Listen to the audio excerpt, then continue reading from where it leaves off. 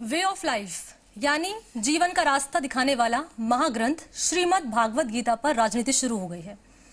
दरअसल कर्नाटक सरकार ने स्कूलों में गीता का ज्ञान देने की बात कही तो अब राजनीतिक गलियारों में बयानबाजी शुरू हो गई। कांग्रेस समेत कई विपक्षी नेताओं को अब इस पर आपत्ति होने लगी है। साफ है कि आने वाले दिनों में गीता पर महाभारत हो सकती है। देखिए क्या है पूरा मामला इस रिपोर्ट के जरिए।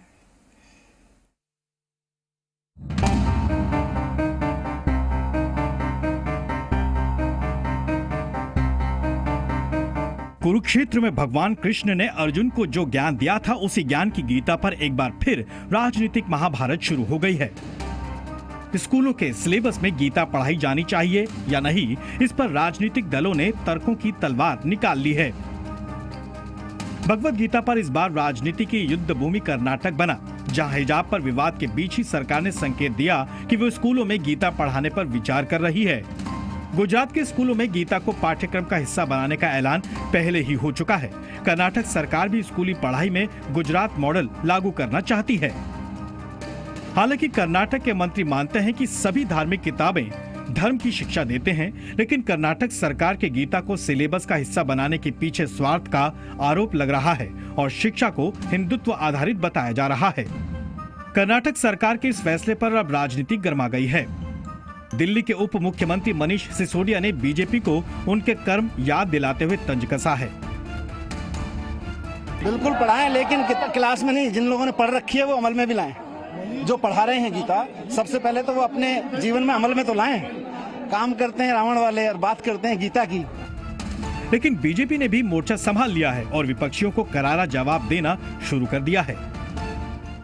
देखिए, भागवत गीता को आप किसी धर्म ग्रंथ के रूप में नहीं देख सकते।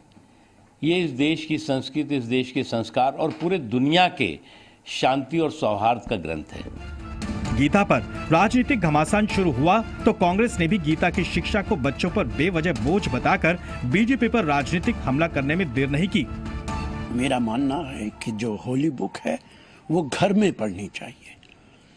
अगर देश को सेकुलर रखना है तो आप सारी होली बुक या एक होली बुक बच्चों पर क्यों बोझ डाल रहे हैं?